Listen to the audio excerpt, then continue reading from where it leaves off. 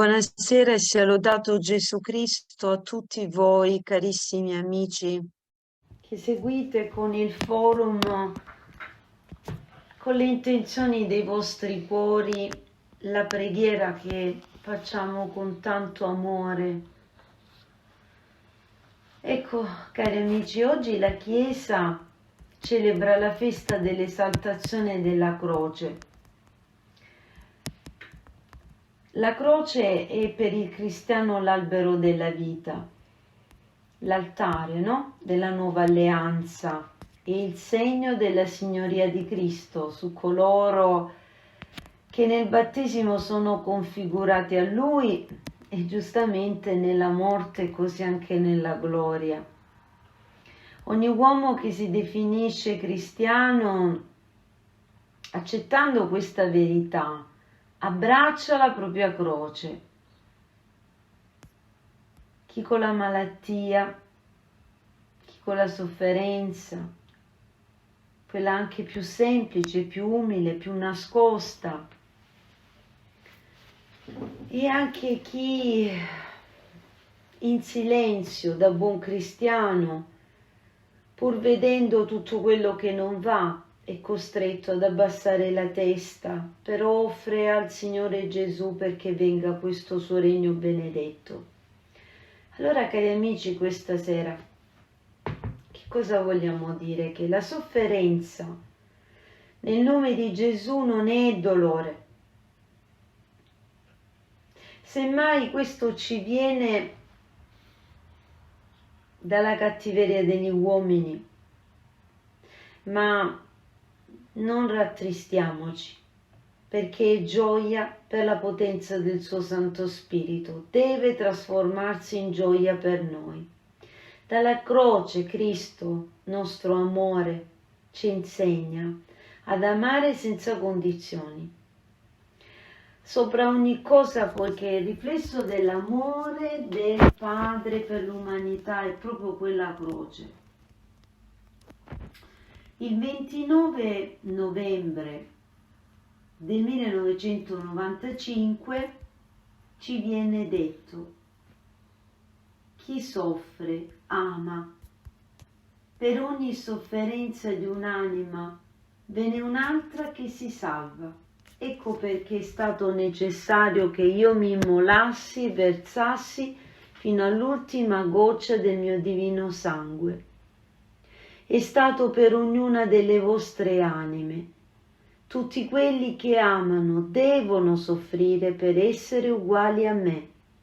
E questo amare e amore che è nel cuore immediatamente si gonfierà della potenza del mio spirito, che su chiunque alitato mostrerà il prodigio. Certo, cari amici, tutti vorremmo volentieri fare a meno di tante sofferenze, della sofferenza spirituale, personale, fisica. Eppure però, cari amici, nel Vangelo Gesù ci invita a prendere la nostra croce per seguirlo. Non ci sono altre strutture, non ci sono altre chiavi, card, altri mezzi. Non ci promette scorciatoie fatte di benessere o tranquillità, ma ci promette che non saremo soli, perché non siamo noi soli nel portare questa croce, è Lui che la porta con noi. La Madonna, la Vergine dell'Eucaristia, in particolare nell'apparizione di Manduria, molti teologi, alcuni scrittori, hanno voluto decifrare l'apparizione della Madonna a Manduria come tra le spine in mezzo a poche rose, cioè l'apparizione che fa soffrire tantissimo, nel senso che non accolta nonostante palesi miracoli e grandi verità, l'apparizione che ha offerto come bagaglio mistico i prodigi più grandi tutti insieme in una volta. La Madonna è stata la prima a stare accanto a Gesù.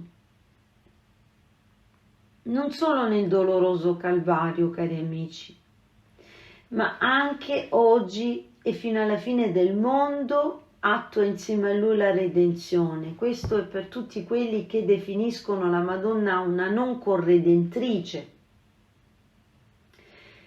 Ha sofferto spiritualmente, ma anche fisicamente, contribuendo a riparare il peccato, tutto il peccato del primo all'ultimo uomo, quindi di tutta l'umanità. Quindi ancora oggi condivide il dolore di Gesù. Pensate oggi alla situazione mondiale della Chiesa in particolare, quel dolore che Gesù è nel cuore di Gesù che si rinnova a causa del nostro negare a Lui il possesso del mondo.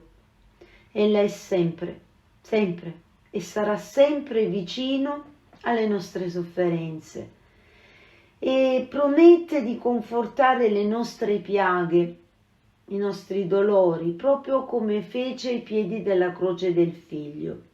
Ci dice il 23 maggio 2005: sapete, figli, che vi amo immensamente e come mamma uso tutto quanto Dio mi ha dato in disponibilità per sollevarvi nella sofferenza e sostenervi nelle diverse necessità. Quando la Madonna è apparsa a Manduria, cari fratelli, ha iniziato a rivelare da subito il mistero della sofferenza del suo Gesù, ma anche il suo, e ha iniziato a comunicarlo alla persona a cui ella si dichiarava e si faceva vedere, senza se e senza ma. Come corredentrice e madre nostra, la Vergine dell'Eucaristia ci insegna a vivere la sofferenza, vivere la sofferenza, non parlare della sofferenza, non raccontare la sofferenza, poiché essa è la vera valida via che santifica, se offerta, vivifica lo spirito, se vissuta in unione a Gesù Cristo, ma soprattutto è uno strumento validissimo per la riparazione, all'offerta della sofferenza di se stessi in unione con il Figlio Gesù. Ci dice il 29 novembre 95: la Vergine Madre mia e vostra vi insegnerà come vivere il dolore nella gioia dello Spirito. Chiedete a lei. Nessuno come lei è stata degna di chiamarsi corredentrice, vale a dire colei che attua con me la redenzione. Ecco, cari amici, io voglio ringraziare tutti quelli che seguono la Madonna con vera fiducia e grande speranza. Siete in tanti a scriverci da molte parti d'Italia e del mondo.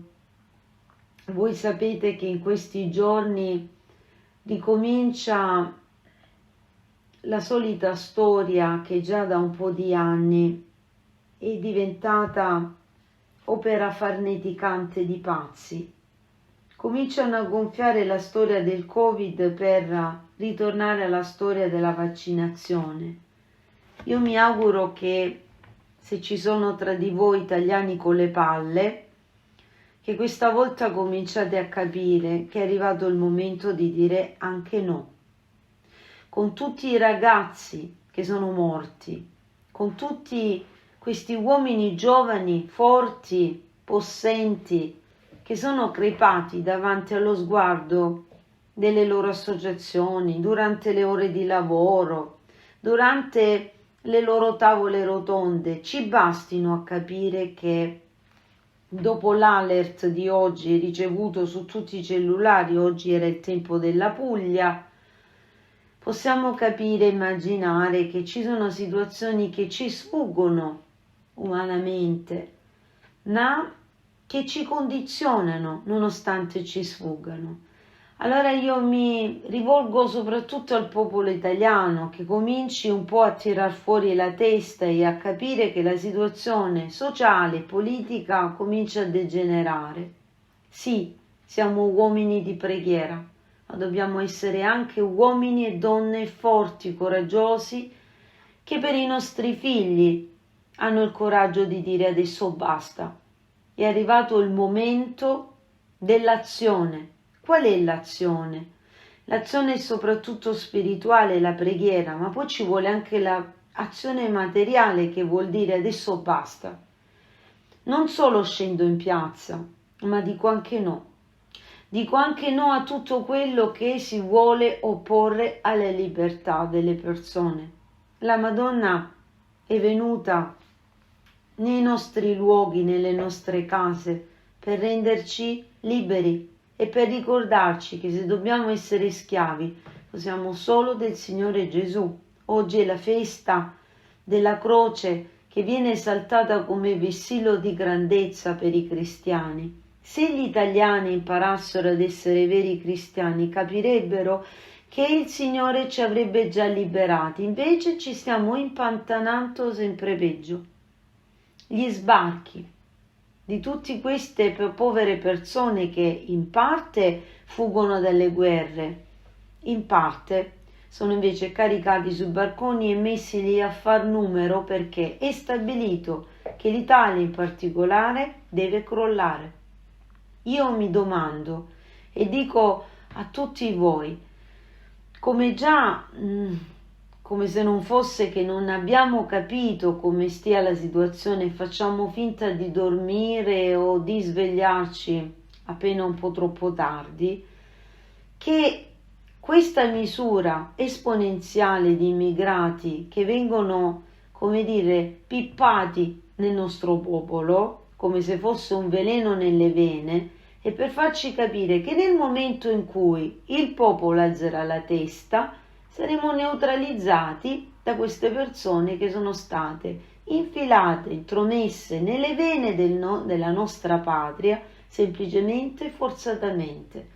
Se avessero voluto aiutare queste povere persone, avrebbero potuto farlo tranquillamente nelle loro terre, e da quelle terre dissipate, diseredate, che non solo questi fuggono, ma addirittura sono stati comprati per venire qui e esporre noi alla disperazione. Ora io mi domando cosa aspetta il popolo italiano e anche il popolo francese, che c'è cugino e che ci precederà appena di poco in questa situazione assurda, inverosimile. Cosa aspettiamo a dire che dopo Draghi, la draga, tutti quelli che guardano a questo governo come se fosse chissà quale aurora boreale, qualcuno dice sembra Peppa Pig, la figlia gemella della von der Leyen, persino quando va a incontrarsi si mette lo stesso vestitino. Se la von der Leyen si mette la camicia rosa, se la mette pure questa. Se la mette la von der Leyen celeste, se la mette pure questa. Allora, cari amici, non per mescolare società, politica, economia, ma è per entrare nel cuore dei messaggi e capire che tutte queste cose, oggi nel giorno dell'esaltazione della croce, ci deve fare svegliare e capire che siamo alla vigilia di un assurdo contenzioso. Noi che crepiamo di fame, loro, questi poveri, che vengono messi lì comprati a giornata e vengono pagati lautamente fino a 40 euro al giorno per fare numero e mettere in crisi la nostra popolazione. Ora il popolo italiano cosa dovrebbe fare? Io spero che domani anche i sacerdoti che ascoltano, e ringrazio tutti quanti, anche le suore tanto carine, amate e amabili, che comincino nelle loro parrocchie e nei loro conventi a fare capire alle persone che quei luoghi presto saranno chiusi perché presi d'assalto sotto tutti i tipi di furie. Allora non ce lo dice la Madonna soltanto, ce lo dicono i numeri, ce lo dicono le situazioni. Non abbiamo bisogno, come molti fanno, di andare dietro i messaggi soltanto per tirare la profezia X. Questi messaggi, semmai, se letti bene, ci aprono anche uno spiraglio di speranza. Sì, è vero, la Madonna ci avverte, ci ha avvertito per 30 anni, però ci ha dato anche le indicazioni per uscire da questo impasse maledetto che è una crisi sociale inevitabile. Dopo questa crisi, vedete la intervista fatta nel 2020, verrà la guerra. Abbiamo ottenuto dalla Madonna, ancora so che c'è qualcuno, non ho capito perché fa polemica sopra sta roba, e dicendo che non hanno capito come sia possibile che la guerra sia stata spostata di 1 anno e mezzo o 2. Ma è semplice, cari amici, la Madonna ci ha ottenuto questa grazia perché la guerra mondiale paradossalmente poteva essere già adesso a fine dicembre, capito? Allora la Madonna ci ha detto, per la grazia delle preghiere di tutti, ovviamente non solo di coloro che sono uniti solo al forum Virgo Eucaristie, ma in tutto il mondo, ovviamente, però per la sua immagine, per la sua realtà, per la sua esistenza di corredentrice, tutti quelli che hanno e stanno e continueranno a pregare hanno ottenuto dalla Madonna di allontanare la guerra mondiale di almeno 2 anni.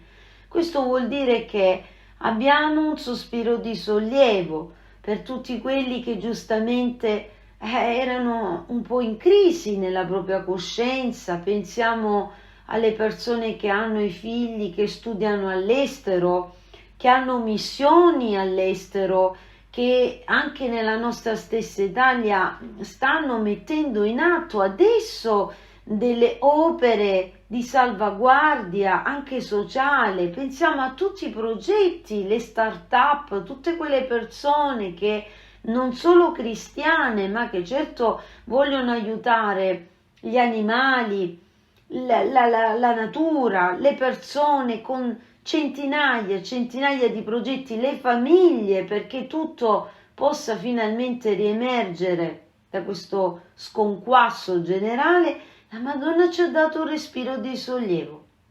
Allora, cari amici, cosa c'è che non capiamo? Cos'è che non ci appare così estremamente lontano, se non questo terribile presagio che grava su di noi? Allora, almeno con questa certezza tutti i giorni, quando leggiamo le notizie, che sentiamo, vedete anche quello che ci raccontano alcuni media, in particolare anche ieri, ecco, Taiwan è stata circondata, quindi molti temono che la Cina inizi. Ecco, quello che noi sappiamo, che queste danze, o la Cina o la Russia, bene o male saranno sospese per tutto questo periodo. Quindi avremo questi mesi per ristabilire la pace nelle nostre case, in noi stessi, per pregare, per convertirci, per usare l'olio benedetto, per aiutare anche le persone che stanno morendo a morire bene, per aiutare i nostri malati a sopportare la loro sofferenza, perché la Madonna ci dice: non è tanto l'effetto che ricevete su di voi, quanto come questo effetto voi lo vivete. Questa è la santità. Vivere la cristianità oggi vuol dire accettare quello che Gesù mi manda. Allora smettiamola, fratelli, di piangerci addosso e di continuare a lagnarci per tutto quello che ci va male o non ci piace, ma piuttosto chiediamo al Signore i santi sacri lumi e diciamo: Gesù, ma cosa vuoi che io faccia per te? Non preghiamo soltanto per noi stessi. Quanti scrivono ogni giorno: per mia madre, per mia sorella, per mia cugina, per mio figlio, per mio nipote? Sì, vabbè, la Madonna già lo sa, cari amici. Nel momento in cui già pensiamo di rivolgerci a lei, la Madonna ci sta già dando il suo soccorso amorevole, però quanto vorrebbe che la nostra preghiera sia rivolta anche ad anime che non conosciamo, comprese quelle del purgatorio, con cui noi potremo interagire una volta che esse si liberano e possono aiutare anche le nostre famiglie. Ci sembrerà strano, ma è così. Una volta liberate in paradiso, loro possono ottenere molte più grazie delle persone che vivono sulla terra. Allora, cari amici, questa sera dobbiamo pregare fortemente anche per le vittime del terremoto, quelle dell'alluvione e per tutte le vittime della guerra, di tante guerre di cui nessuno vi parla, ma che continuano tante, decine e decine di famiglie a stare sotto le bombe, a morire di stenti e a morire anche per le ferite gravissime che ricevono per colpa di questi stati maledetti che fanno valere la loro supremazia mondiale. Cari amici, vi prego, aprite le orecchie, aprite il cuore a Cristo, non è più tempo di dormire, è arrivato il momento non solo di pregare e di agire, basta con tutto quello che il demonio ha sospirato nei nostri cuori, dicendo e disperdendo, portandoci fuori dal concetto essenziale. Il nemico è Satana e quelli che adoperano sotto la voce del demonio il nome di Cristo per portare guerra, fame e miseria, sono questi i veri anticristi. Allora, a noi cosa ci importa sapere se ce n'è un anticristo?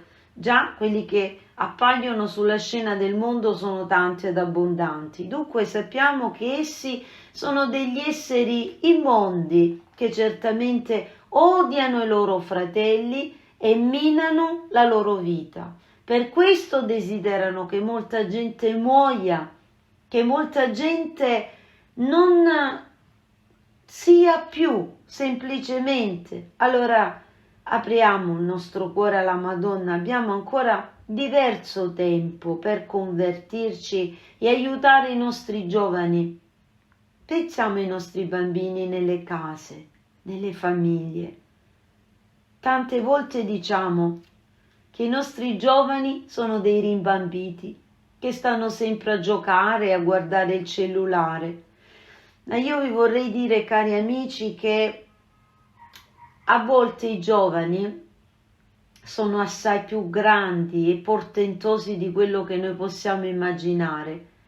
In fondo non è colpa loro se hanno ricevuto dei genitori imbecilli, perché se questi ragazzi sentono nel loro cuore una tale solitudine tanto e tale da portarsi fuori verso gli amici, usare il cellulare come vero compagno di vita, come voce assoluta che gli riempie il cuore, è perché hanno dei genitori assenti, senza equilibrio, senza vita di spirito.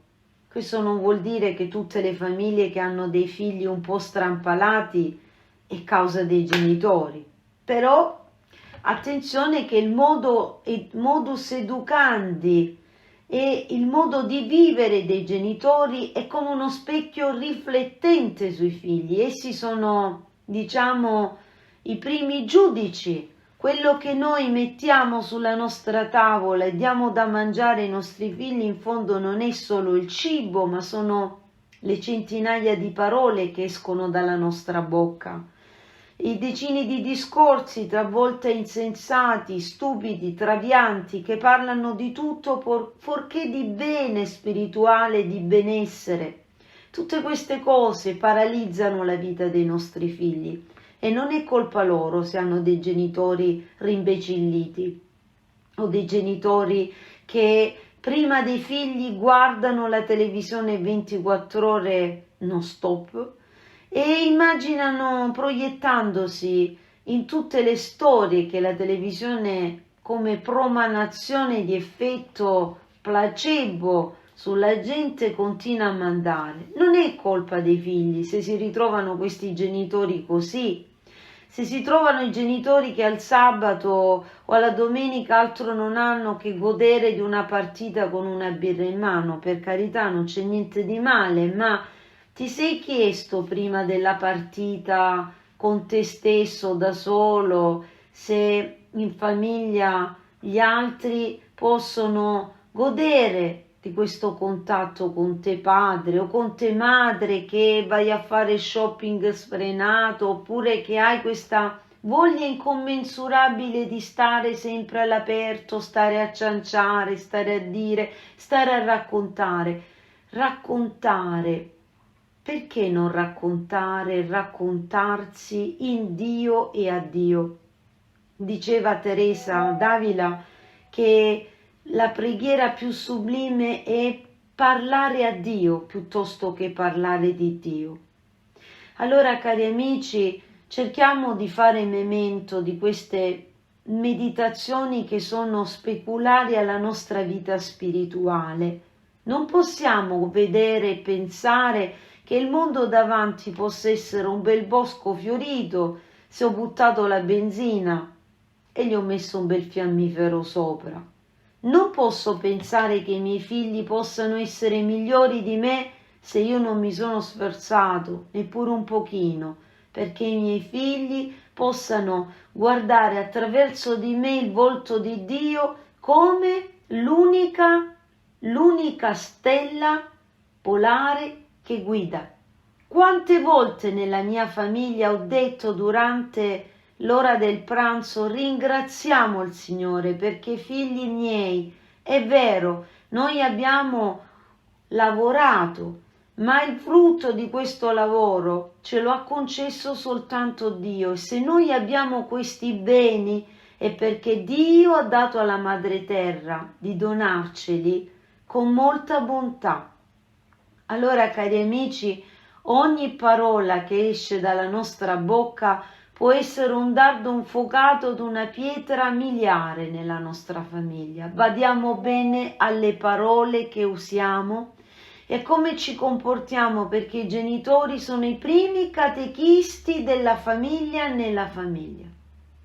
Allora, a fronte di quello che sta accadendo, oggi in particolar modo mi hanno scritto diversi giovani, tra cui anche un ragazzo di poco più di 30 anni, dicendomi: ma Deborah, ma in questa situazione come facciamo a sposarci? Come facciamo a comprarci una casa? Come facciamo senza lavoro? Siamo costretti a dire alle nostre aziende, ai nostri capi di aumentarci il salario perché non ce la facciamo più. Allora capiamo, gente, che questi sono i problemi drammatici, ma che fanno da sfondo selettivo alla nostra mancanza di fede. Siamo arrivati in un momento, arriveremo non adesso, tra un po', in cui, pur avendo guadagnato dei soldi, con i soldi non potremo comprare che ben poca cosa. Poi arriverà addirittura il momento in cui i soldi saranno carta, non varranno proprio più niente. E allora lì l'uomo si dovrà fare una domanda: Signore, perché ci hai così castigati? E sentiremo come sottofondo un'unica voce che ci dice: voi l'avete voluto, siete voi che mi avete cacciato dalla vostra vita. Io vi avevo dato delle croci unicamente per superare voi stessi e santificarvi, ma voi avete maledetto quelle croci e spesso da cattivi cristiani avete detto: un Cristo che mi porta la croce non mi piace. Allora preferisco tutte quelle belle prediche fasulle di tanta gentaglia che vi dice e millanta che Cristo farà di qua, farà di là. No, cari amici, tutto quello che Gesù lo farà non lo farà se non giustamente con la cooperazione di tanti santi e di tanti martiri che stanno sollevando con il loro cuore e la loro vita di martirio, stanno sollevando in alto l'astro celeste del trionfo della Madonna. Allora, Auguri a tutti voi, cari amici, che vi volete consacrare alla Madonna. Siate forti, siate donne forti, uomini capaci, che nelle famiglie sappiano intronizzare la Madonna. Io devo ringraziare quelli che stanno anche con le loro piccolissime offerte aiutando Celeste Verdura. Che Dio vi benedica mille volte, che la Madonna vi ricompensi, perché attraverso quel poco aiutiamo anche, tra l'altro, quelle povere creature, alcune che non hanno neppure un poco di stipendio, ma che si dedicano con volontariato, avendo lasciato quasi tutto per aprire, chiudere, pregare, stare lì in questo luogo celeste che molti avrebbero voluto chiuso. Voi capite, cari amici, che dovremmo dire a più persone di consacrarsi e vivere così. Chissà se la Madonna vorrà in futuro creare una famiglia religiosa. Per ora iniziamo così, con questi piccoli cuori, piccole anime che si dedicano, però giustamente dobbiamo pure aiutarle. Abitano in paesi diversi da Manduria, devono venire e giustamente hanno le loro piccole macchinette. Come si fa a non aiutarli, a dargli qualche soldo per la benzina, per anche tirare a campare? Noi li ringraziamo perché hanno scelto la Vergine dell'Eucarestia come missione, a fronte di tutti quelli che vengono in Celeste Verdura e dicono: fateci conoscere questo regno celeste sulla terra. E poi lascerò adesso la parola a qualcuno che di voi vuole darvi la testimonianza ancora tutti i giorni. Non abbiamo tanto tempo, ma ci sono testimonianze meravigliose sulle grazie che si ricevono con l'olio benedetto. Ecco, voglio anche ringraziare tutti quanti. So che molti stanno ricevendo le statue del nuovo conio della Vergine Eucaristia e tanti dicono: ma sono benedette queste immagini? Certamente, perché non posso svelarvi da dove vengono, però queste sono benedette in particolare anche da un cappuccino del luogo da dove partono queste statue, e sono statue che vengono anche da un luogo dove noi amiamo un grande santo della nostra terra pugliese. Dunque state tranquilli che sono, e poi per la potenza di quella immagine riceviamo grandi benedizioni. Dunque io capisco, ci sono tantissimi che chiedono: abbiate pazienza perché oramai le richieste sono tante e non si riesce più a fare fronte a questa vostra desiderata di ricevere statue, statue, statue. Piano piano anche i giovani con la loro pazienza saranno capaci di farvi arrivare la loro, ecco, la vostra statua nelle vostre famiglie. Che Dio vi benedica. Adesso vorrei ascoltare qualche di queste testimonianze e poi lasciamo ai sacerdoti presenti in forum e ovviamente in comunione con tutti gli altri che vedo non solo collegati su Zoom ma anche su YouTube, che siete tanti sacerdoti. Vi ringrazio, inutile stare qui a fare i vostri nomi, le vostre nazioni. Sappiate che Gesù e Maria vi guardano. Ci sono anche delle suore africane che oggi avete scritto, e il Signore è grande e che Dio vi benedica. Volevamo rendere nota una delle tante testimonianze che giungono ogni giorno a Giovani Pro Manduria, ed è quella della signora Antonella di Milano. La signora scrive: Carissimi Giovani Pro Manduria, mi chiamo Antonella e seguo il messaggio della Vergine dell'Eucaristia da tanto tempo. Vi scrivo per rendere grazie, lode ed onore alla nostra Mamma del Cielo. 2 sere fa, dopo la Santa Messa, mi recavo a prendere il tram, zona tribunale, quando ad un tratto cado rovinosamente a terra sbattendo forte la faccia e la testa. Ho subito pensato di essermi fratturata la mandibola e che non ne sarei uscita bene. Sono stata soccorsa da un giovane avvocato che passava di lì e che voleva accompagnarmi in ospedale. Poi mi sono ricordata che nella borsetta avevo la bottiglietta dell'olio della Vergine dell'Eucaristia. Così con cuore fidente ne ho bevuto un sorso. Avevo la faccia sporca di sangue, ma sentivo tanta pace dentro, così ho deciso di ritornare a casa in tram dopo essermi ripulita. La cosa strana è che non sentivo nessun dolore e man mano che mi avvicinavo a casa il sangue non scorreva più. Il giovane avvocato è stato sempre in contatto con me per accertarsi che stavo bene. Il giorno dopo, quando mi sono alzata, non avevo più niente, ma soprattutto non provavo nessun dolore. Mi sentivo come se non fosse accaduto niente. Ho deciso di scrivere questa testimonianza nonostante la mia tarda età, perché anche altri sappiano che la Madonna non ci abbandona e veglia sempre su di noi, e che a Manduria ci ha dato un dono ineguagliabile che è l'olio benedetto. Lode e onore a Gesù per averci dato la sua Santa Madre. Questa testimonianza non è stata letta durante la diretta del forum a causa di un errore tecnico.